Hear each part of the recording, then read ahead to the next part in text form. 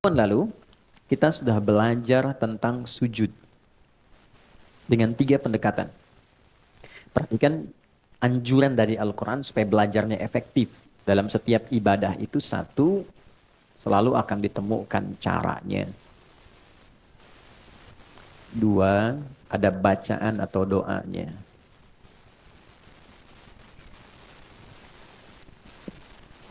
3, nah ini yang jarang dikaji. Saya garisi yang 2 ini. Nah ini hikmahnya. Atau maknanya apa. Dan implementasi kehidupannya. Oke. Nah, pola belajar seperti ini yang menjadikan pengetahuan kita itu satu lebih lengkap, kedua lebih dalam, yang ketiga lebih terasa dalam kehidupan karena tahu makna dan praktikalnya. Misal, ketika saya sampaikan di awal bahwa pertama saat memulai sholat kan dibuka dengan takbir kan? Cara satu, angkat tangan sejajar dengan bahu di sini. Kalau kita mengacu pada hadis baik di Al-Bukhari ataupun di Muslim, tersambung pada sahabat Khalad bin Rafi Az-Zulaiki yang mendokumentasikan ini sahabat Abu Hurairah, kemudian dikodifikasikan dalam kitab misalnya Sahih Muslim nomor hadis 397. Baik, angkat tangan sampai sejajar dengan bahu. Rafa'a yadayhi hadwaman kibaihi di sini. Bacaannya apa? Ditemukan di riwayat Abu Daud. Fayaqulu Allahu Akbar. Satu, cara sudah dapat. Dua, bacaan sudah dapat. Allahu Akbar. Yang ketiga, ini poinnya. Apa sih maknanya? Kenapa begini?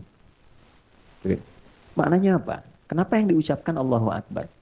Apa korelasinya bacaan ini dengan bacaan setelahnya di iftitah?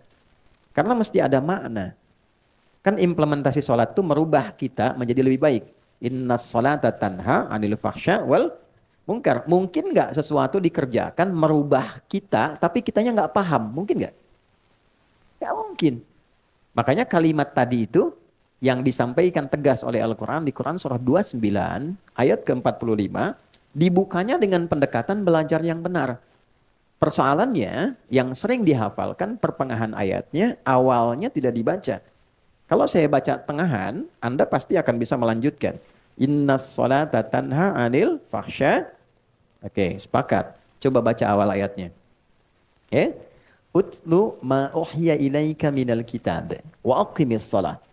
Perintahnya utlu. Anda buka mushaf, Anda temukan terjemahan bacalah.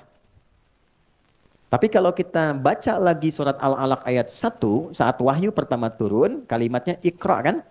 Apa artinya ikra?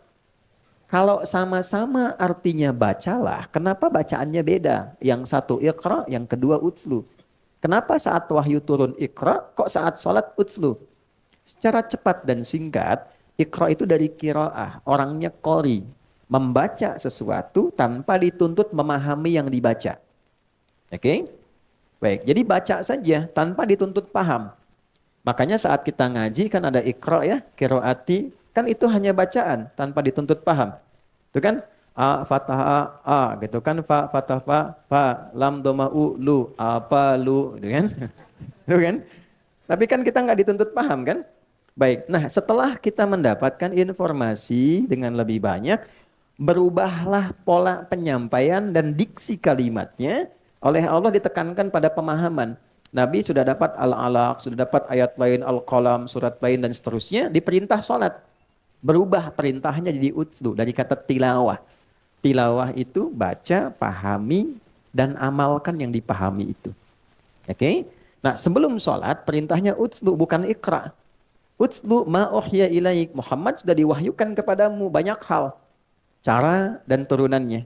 Baca dulu, ajarkan pada umatmu, baca dulu, pahami yang dibaca itu, kerjakan setelah dipahami itu. Jadi sebelum sholat, hal terpentingnya adalah pelajari dulu sampai mengerti. Kenapa kita takbir begini? Maksudnya apa? Itu sensasinya akan berbeda kepada jiwa.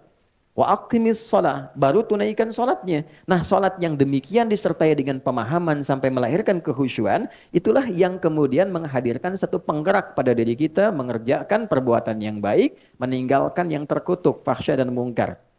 Itu poin utamanya. Nah sekarang pertanyaan baliknya, dari semua sholat yang kita pernah tunaikan, apakah seluruh bacaan sholat ini sudah kita pahami? Berapa persen? Kalau hanya ingin mengangkat kewajiban, selesai, tak perlu paham, yang penting sholat, gugur kewajiban. Pahala diberikan sepanjang ikhlas. Pahala itu urusan akhirat. Tapi keberkahan sholat yang merubah diri kita nggak dapat. Gitu. Kenapa dulu orang sholat jadi baik? Orang sekarang sholat misalnya belum berubah dia menjadi baik. Nah problemnya adalah yang ketiga ini yang tidak optimal. Oke, cara cepat. Tinggalkan nih. Buang urusan dunia ke belakang. Tinggalkan. Saat akan sholat kalau pengen khusyuk, dunia buang ke belakang. Jangan dibawa lagi. Problemnya ketika orang sholat, dunia masih dibawa. Sehingga ketika lisannya mengatakan Allahu Akbar, di kepalanya masih proyek Hu Akbar. Ya kan? Jemuran Hu Akbar, cicilan Hu Akbar, gitu kan? Itu yang sering masuk terbawa. Padahal spirit asalnya buang. Wa annahum ilaihi raji'un. Al-Baqarah ayat 46.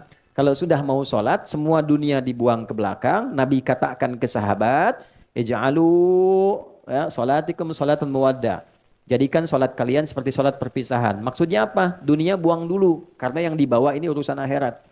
Lalu ucapkan tidak ada yang tinggi dibandingkan Allah. Allahu Akbar. Itulah sebabnya kenapa bukan Ar-Rahman, bukan Ar-Rahim. Supaya yang lain kecil, yang diagungkan yang besar saja. Nah, lalu disertakan rasa. Ini yang dihadirkan Abu Bakar As-Siddiq. Baru takbir itu sudah gemetar, nangis beliau.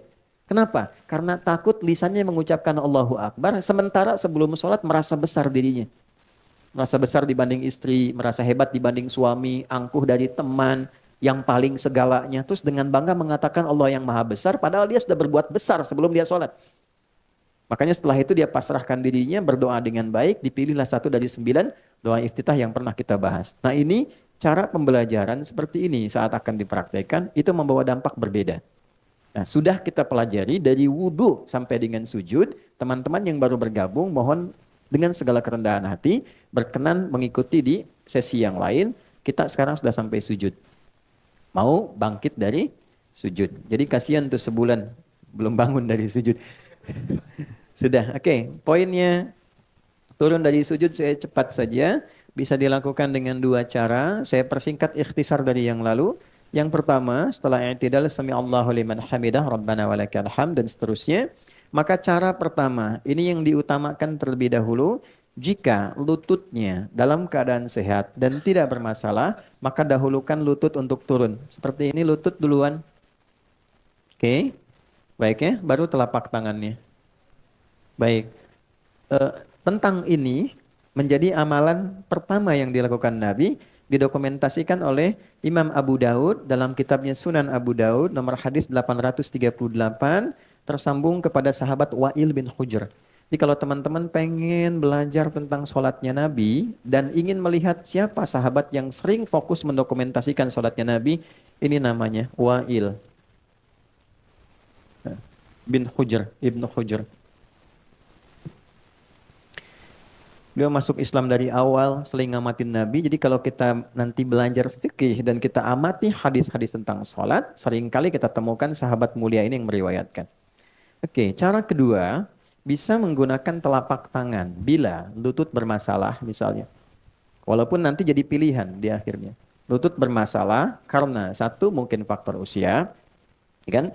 Yang kedua ada faktor ya secara non teknis, misalnya mohon maaf cedera kah ya karena olahraga dan sebagainya. Maka alternatif kedua gunakan telapak tangan. Turun. Oke, gunakan telapak tangannya dulu ya, begini baru kemudian lututnya. Itu boleh. Hadisnya hanya beda 2 nomor dengan yang tadi, nomor hadis 840. Diriwayatkan oleh sahabat Abu Hurairah. Di kitab yang sama Sunan Abu Daud. Abu Hurairah nama aslinya, ya ada yang tahu? Abdurrahman bin Sahar. Masuk Islam saat Nabi di usia 60 tahun kurang lebih. Sebelum Nabi meninggal, 3 tahun sebelum meninggal. Ya. Di usia Nabi sudah 60 tahunan, 3 tahun sebelum meninggal. Kondisi beliau pada saat itu ada masalah di lutut. Sehingga hadis-hadis yang disampaikan dalam usia Nabi rentang 60-an itu selalu digambarkan Nabi sholat kadang nyender ke dinding, menggunakan tongkat karena lutut bermasalah. Oke, nah ini poin yang pertamanya. Nah Abu Hurairah menyimpulkan saya ini kemana aja selama ini, kok terlambat ngaji, teman-teman sudah duluan, maka beliau pengen nyusul yang lain. Jadi meningkatkan effortnya, menambah durasi belajarnya, dan ini jadi sunnah untuk kita. Tidak ada kata terlambat. Dan jangan menyimpulkan yang sudah duluan lebih unggul. Tidak. Yang harus disimpulkan, yang lain sudah ngaji duluan, saya pun pengen seperti dia. Pengen nyusul. Nambah motivasi. Maka ini yang menarik perhatian Allah. Ini poinnya. Ketika kalimat ini muncul menarik perhatian Allah, diberikanlah kelebihan. Maka beliau bisa menangkap ajaran Nabi itu, cepat ditangkap dan didoakan oleh Nabi. Begitu dipakaikan sorban, nih itu begitu belajar dengan kondisi demikian, maaf, beliau tercatat dalam sejarah sebagai sahabat yang selalu ingat, sulit lupa. Sehingga 3 tahun itu dimanfaatkan betul menunggu Nabi depan rumahnya, ngikut Nabi kemana diikuti, karena merasa terlambat. Akhirnya ketika Nabi meninggal, beliau sudah mengoleksi 7.000 hadis dari Nabi SAW. Durasi yang singkat, tapi begitu sangat bermanfaat. Nah, di antara hadis yang diriwayatkan tentang turunnya Nabi ketika akan sujud. Nah, beliau meriwayatkan versi menggunakan telapak tangan. Kenapa? Karena kondisi Nabi tadi dalam kondisi senior, lutut bermasalah, lalu telapak tangan yang turun. Jadi kalau ada teman-teman ingin menggunakan lutut, hadisnya yang tadi dari Wa'il. Kalau menggunakan telapak tangan, hadisnya bersandar pada Abu Hurairah. Nah, dalam ilmu hadis ada namanya al-jam'u wa taufik. Cara mencari kesimpulan, jangan saling menyalahkan. Mana yang benar, lutut atau telapak tangan? Mana yang paling utama? Kumpulkan keduanya, ambil yang paling memudahkan untuk kita mengerjakan, karena itu pilihan yang membuat kita nyaman untuk melakukan. Jadi kalau Anda nyaman dengan lutut, silahkan dengan lutut. Kalau nyaman dengan telapak tangan, lakukan, tidak ada masalah. Dan jangan disimpulkan ketika ada yang pakai telapak tangan, tua. Ya, ya, jadi jangan simpulkan demikian. Yang salah yang pakai kepala duluan, belum apa-apa sudah bermasalah. Oke, sudah sujud, pastikan 7 anggota badan menempel sempurna dulu sebelum berdoa. Saya cepat highlight dengan cepat. 1, kening. Hadisnya dari Ibnu Abbas radhiyallahu taala anhuma, qala umirna an nasjuda ala sab'ati a'dhamin. Kami diperintah untuk bersujud dengan 7 anggota bagian tubuh. 1, kening. Saya sudah membahas persoalan tentang mukna, membahas persoalan juga tentang rambut, silahkan cek di pertemuan lalu. Yang kedua, 2 telapak tangan. Oke, jadi 1 tambah 2, 3. Yang selanjutnya 2 lutut tambah 2, 5. Selanjutnya 2 kaki dengan jemarinya, 7. 1, 3, 5, 7. Oke, baik, saat menyebutkan kening jabahah, Nabi telunjuknya menunjuk ke hidung begini. Dalam kondisi yang bersih, karpet dan sebagainya, nanti ukuran ini, kening, itu bisa disesuaikan dengan hidung. Jadi bisa menempel, tapi kalau kira-kira sedang di, di pantai atau naik ke gunung, kurang bersih dan sebagainya, maka nggak harus ditempelkan hidungnya. Karena yang paling pokok itu apanya? Keningnya. Baik, 7 ini, ingat baik-baik. Kemudian makin sujudak. Tempelkan dengan baik dulu. Jangan langsung berdoa.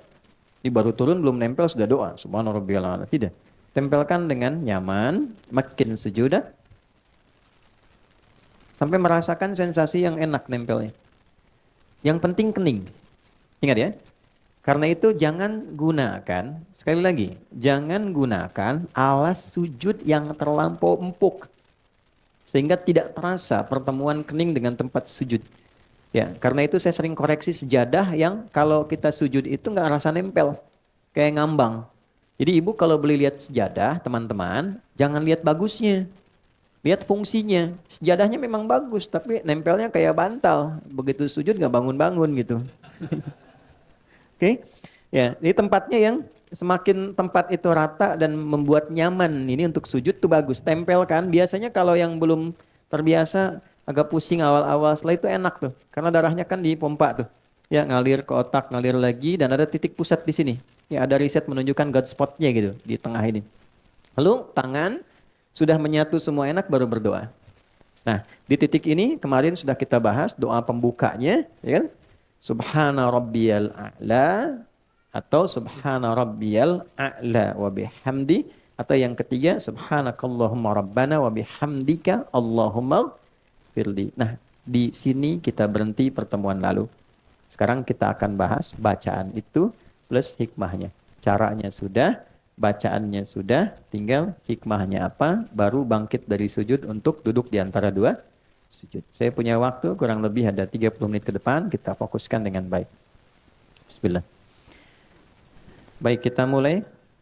Ini materinya cukup penting ya, tolong fokus, karena saking pentingnya dihapus aja susah tuh. Oke, satu yuk kita mulai ya. Bismillah. Izinkan saya memulai dari sini.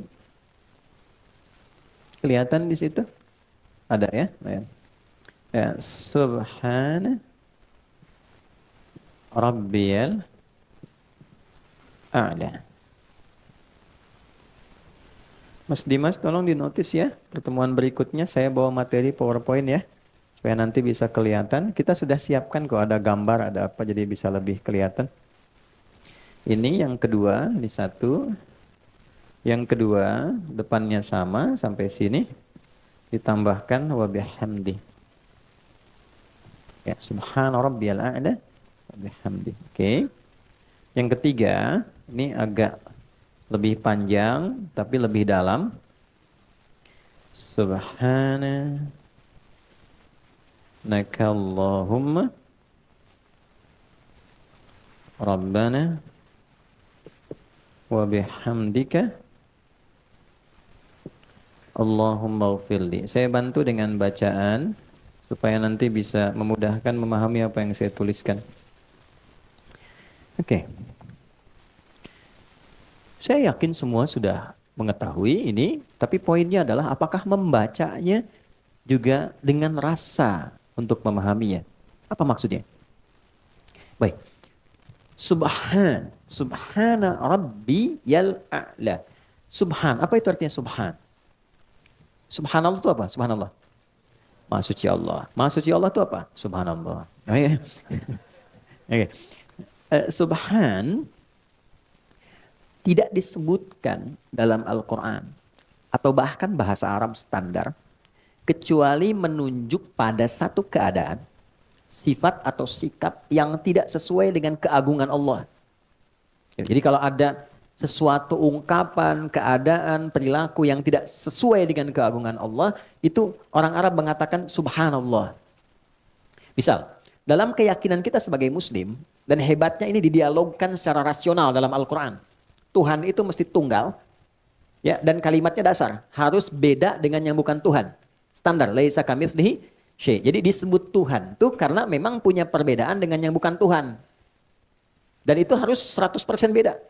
Ya, 100% different, gak boleh sama. Kalau sama berarti ada bagian tertentu yang bisa jadi Tuhan bagi yang lainnya. Baik, jadi dari logika ini, logis ya. Oke, kalau manusia itu melahirkan, Tuhan boleh gak melahirkan? Gak boleh, kan harus beda. Kalau manusia berpasangan, Tuhan boleh gak? Tidak. Kalau manusia punya anak, Tuhan tidak kan? Baik, nah itu kan logika sederhana ya. Nanti dialognya banyak dan tajam sekali di dalam Al-Quran. Lalu ada orang mengatakan begini, Tuhan punya anak. Nah, dalam keyakinan kita, orang Islam, dan didukung dengan nilai logikanya, kan mesti beda Tuhan dengan yang bukan Tuhan. Maka ketika ada orang mengatakan, Tuhan punya anak. Wa qalu ittakhadallahu walada. Ada orang berkata, Tuhan itu punya anak. Maka disoal oleh Quran. Sebelum disoal itu, kalimat pertamanya, Subhana. Itu ada di Quran surah kedua, Al-Baqarah ayat 116. Paling kiri di pertengahan di mushaf. Quran surah kedua, ayat 116. Ya, ayat 116 itu setelah 115, sebelum 117. Wa qalu ittakhadallahu walada. Mereka berkata Tuhan itu punya anak. Kan? Nah, nanti hal pertama sebelum diungkap dan didialogkan secara rasional, itu kalimat pertamanya subhana. Oh, enggak tepat. Enggak mungkin Tuhan punya sifat yang sama dengan makhluk. Kalau punya sifat yang sama nanti setiap makhluk dipertuhankan. Makanya dialognya nanti jadi panjang. Ya. Kenapa kok yang ini dipertuhankan yang lain tidak? Oh, karena yang ini lahirnya tanpa ayah. Oh, Adam lebih hebat tanpa ayah, tanpa ibu. Kenapa nggak jadi Tuhan? Karena yang ini menghidupkan yang mati. Ibrahim lebih hebat. Menghidupkannya dicincang dulu. Terus dipisah di beberapa bukit. Dipanggil dengan kalimat yang sama. Dengan nama Allah nyatu lagi. Kenapa Ibrahim yang lebih hebat nggak jadi Tuhan? Terus dicari sampai akalnya berpikir. Tapi setelah itu pun nggak dipaksa. Lakum dinukum. Itulah indahnya Islam. La ikraha. Di Islam itu nggak perlu dipaksa, dijelaskan secara sempurna dan bertanggung jawab dengan penjelasan itu. Makanya kelembutan itu panjang di Islam itu, ya. Dan pengetahuan itu jadi bagian paling dasar. Jadi kalau ada orang masuk Islam jadi kasar, itu pasti ada yang salah dengan keislamannya. Ya, suami itu sepanjang Muslim pasti akan lahir sifat-sifat kebaikan dalam dirinya. Nah, demikian istri juga sepanjang seorang Muslimah itu pasti akan lahir kelembutan dalam dirinya. Karena ajaran di Quran itu tidak ada nilai-nilai yang mengantarkan pada penyimpangan dari fitrah manusia. Balik ke sini. Nah sekarang gini, setelah itu ada Rabbi. Dari sifat rububiyah. Rabb itu artinya sifat perawatan, pemenuhan kebutuhan, ya kan? Jawaban dari doa yang merawat, menyembuhkan. Oke, Quran surah ke-7. Di ayat 172. Al-A'raf ayat 172. Perjanjian pertama kita dengan Allah sebelum terlahir itu menggunakan Rabb. Lihat kalimatnya. Wa idh akhadha rabbuka min bani adama min zuhurihim dzurriyyatahum wa ashhadahum ala anfusihim alastu bi rabbikum. Bukan alastu bi Allahikum bi rahmanikum tapi Rabb. Ya. Terjemah enaknya begini. Apakah engkau bersedia komitmen menjadikan aku sebagai satu-satunya Tuhan yang dengan itu aku akan merawatmu, menyembuhkan engkau kalau sakit, memaafkan kalau salah, memenuhi seluruh kebutuhan hidupmu, mengampuni kalau berdosa, dan menerima ketika engkau kembali. Kalau ada tawaran begitu, kita menerima dengan syarat atau tanpa syarat? Pasti tanpa syarat. Mau nggak ikut saya? Kebutuhannya ditanggung, kalau sakit saya bawa ke dokter, kalau fasilitas saya penuhi semua, pengen apa saya berikan. Kalau salah saya maafkan, saya nggak marah. Kira-kira kalau ditawari begitu mau ikut atau tidak? Ya, maunya itu ada pikir lagi atau enggak? Tidak. Kalau berpikir lagi, pertimbangan kalimatnya umum. Naam. Tapi kalau kita terima tanpa syarat, bala. Ya, bala. Makanya jawabannya bala. Cuma sekali ya, kalau 2 kali jadi makanan. Bala-bala. Bala syahidna. Ya, aku siap terima, aku bersyahadat. Makanya syahadat itu dilekatkan dengan sifat rububiyah ini. Yang merawat, memberikan perhatian, yang menyembuhkan, memaafkan, dan sebagainya. Jadi ditariknya ke saya, Rabbi. Nah, disinilah kedalaman sujud. Saat sujud kita mengakui, ya Allah, Engkau yang merawat aku. Memberikan segala kebutuhanku. Memaafkan aku kalau salah. Membimbing aku ke jalan yang benar. Ngasih oksigen tanpa memberikan batasan. Semua Engkau berikan kepadaku. Tapi dalam keadaan demikian, aku masih melanggar ketentuanmu. Lisanku masih tajam. Tanganku bahkan sekarang mewakili lisanku. Menyakiti orang dengan tulisan. Mencela dengan lisan. Merendahkan orang lain. Kadang dipanggil sholat, aku nomor sekian kan. Padahal aku tahu yang memberikan rezeki Engkau. Yang memberikan kemudahan Engkau. Ya Allah ya Tuhanku, aku tahu ini salah. Ya kan? Untuk itulah kita pasrahkan, dari berdiri kita rendahkan sepenuhnya. Yang bagian terhormat pada diri manusia langsung dijatuhkan ke bawah. Itu titik tertinggi itu. Jadi ketika seseorang itu bisa merendahkan bagian terhormatnya ke titik yang terendah. Itu artinya pengakuan terdalam untuk pasrah dan berubah. Kalau sudah bisa tunduk betul. Makanya orang yang sering merendah, Allah pasti angkat. Nanti saya berikan hikmahnya di akhir. Ya. Tunduk rendah. Nah, ini sifat pengakuan. Jadi kalau sudah sujud, kita itu merendah dan mengaku banyak salah. Ini yang jarang terjadi. Yang terjadi mengejar sujudnya saja. Bahkan ada sujud dengan kebanggaan. Sujud. Ya kan? Padahal dasarnya, ini konteksnya bukan dalam sujud syukur ya. Konteksnya dalam sujud kita merendah dalam ibadah. Jadi begitu turun, itu disertai dengan pengakuan selama ini saya salah. Rabbi, sementara Engkau yang merawatku ya Allah. Ya Tuhan yang merawatku, memberikan kebutuhan. Subhan, enggak tepat perilaku saya. Dipanggil menghadap lewat adzan masih sibuk dengan dunia. Kan? Padahal tahu dunia kan mau cari harta. Harta itu rizki. Terus kita simpulkan yang punya rizki Allah. Terus dipanggil sama Allah enggak datang, kan aneh. Ya kan? Anda kerja cari apa? Rizki. Yang punya rizki siapa? Allah. Sekarang Allah panggil pengen ngasih, Andanya malah lari. Bukan Anda, maaf, orang lain gitu ya.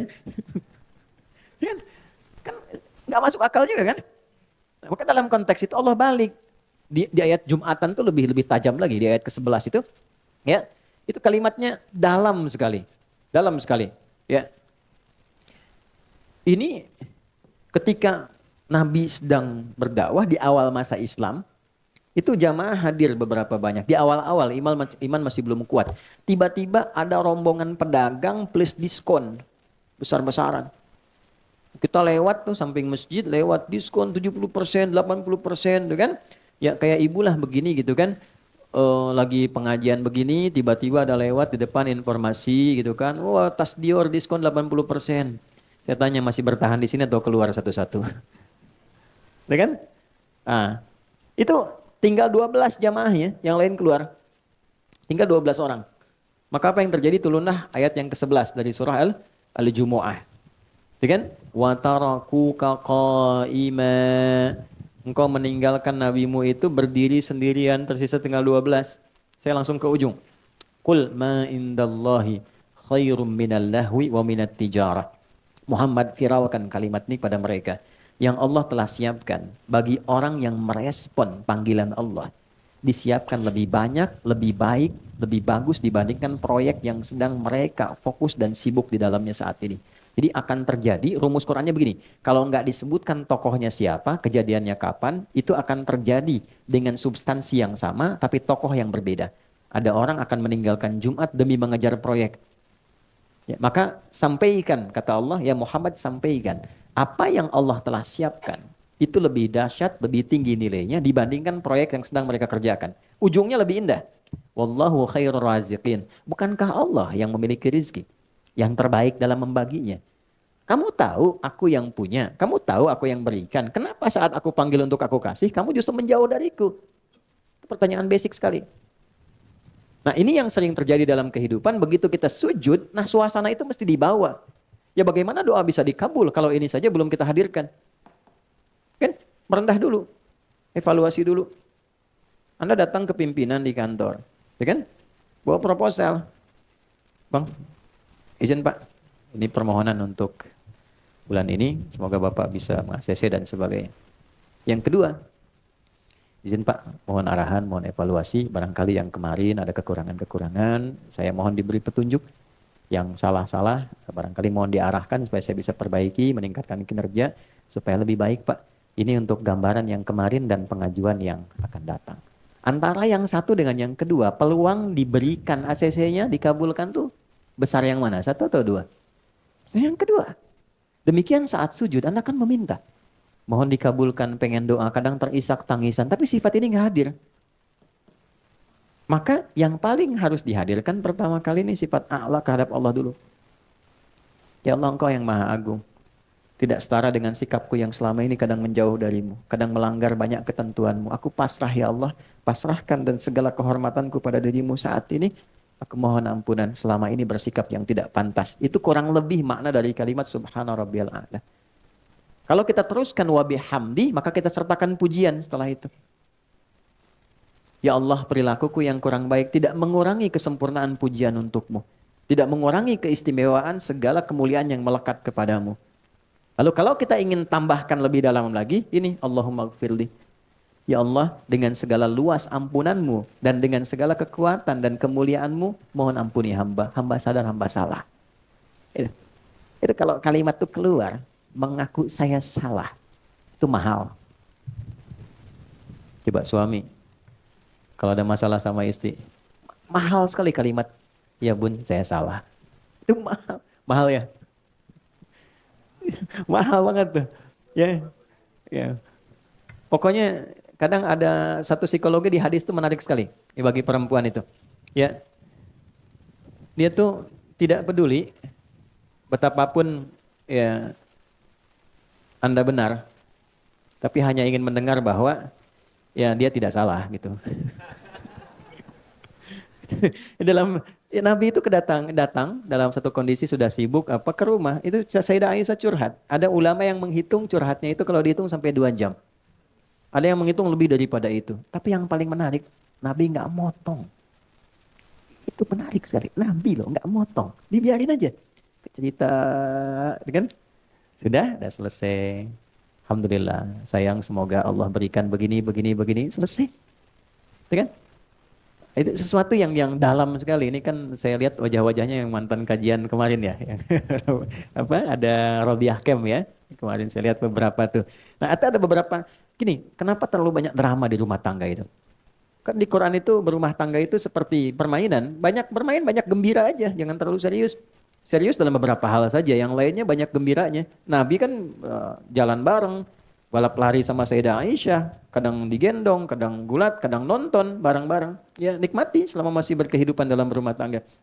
Ya, balik ke sini, kenapa jauh-jauh ke situ? Ini ya. Nah, jadi ini dulu yang dihadirkan nih, kepasrahan diri kita, sujud, permohonan ampunan, baru minta. Jadi kalau sudah frekuensinya nyambung, enak, merata, bagian tubuh tuh kerasa enak ngalir, sujud. Tapi kalau udah terisak tuh enak banget, kayak nggak pengen bangun lagi gitu.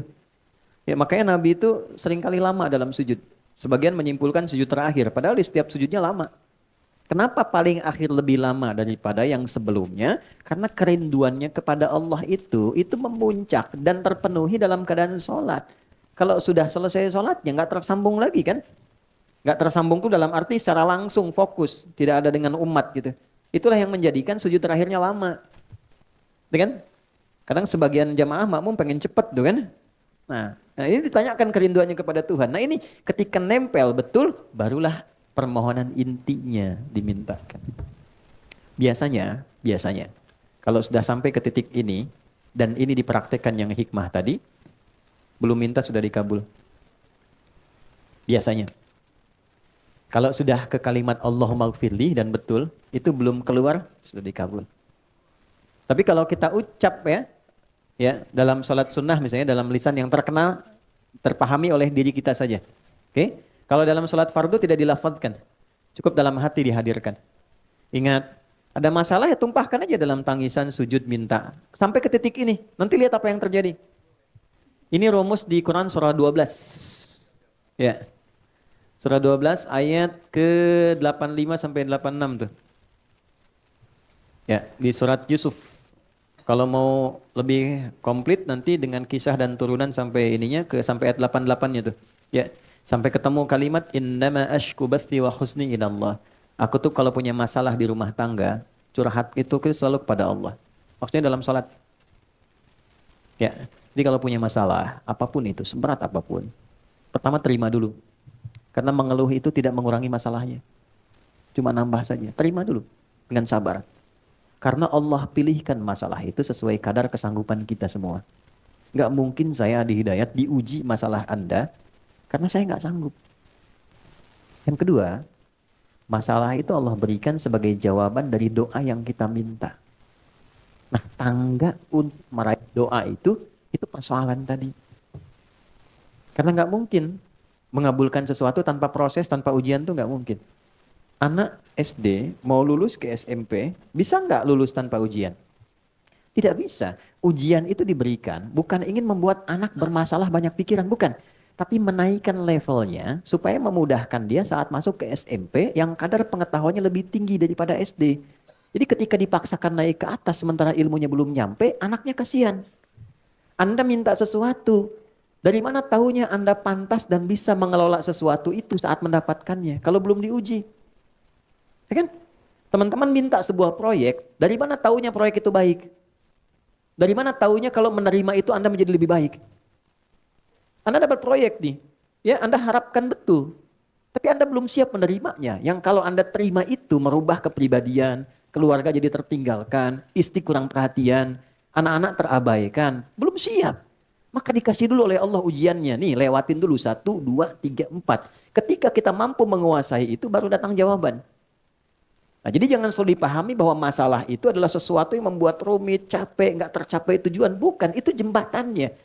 Jadi berbahagialah ketika Anda dihadapkan pada masalah, karena itu mengantarkan Anda pada solusi. Dan jawaban dari Anda sendiri. Ya, jadi ketika Anda doa, pasti dikabulkan oleh Allah dengan membuat masalah dulu, supaya pantas. Nah kalau pengen cepat, pantaskan dulu diri kita dalam berdoa, hingga ada akselerasi, stepnya dinaikin. Karena dia layak, dipandang layak menerima itu. Oh sudah pantas nih ketika minta dikabulkan. Ada yang belum berucap sudah diberi. Ada yang demikian. Nah, karena itulah kemudian memantaskan diri itu dengan menambah pengetahuan, menjalani kehidupan itu penting. Supaya saat kita meminta untuk mencapai sesuatu, kita tidak harus menghadapi masalah-masalah baru. Nah, ini poinnya. Nah, jadi ketika memohon, hadirkan aja. Saya kalau punya masalah, kata Nabi Yakub alaihissalam, yang saya tuju pertama Allah. Saya bentangkan sajadah dalam bahasa kita. Innama ashku bathi wa huzni. Innama itu adatul hasri. Huruf pembatas membatasi hukum di situ saja. Aku nggak pernah curhat ke yang lain. Nggak pernah menggunakan media lain. Ada masalah, aku langsungkan kembalikan kepada Allah. Mau sedih, membuat aku nangis, aku tumpahkan di situ. Setelah itu aku tenang. Yang penting tenang dulu, walaupun solusi belum datang.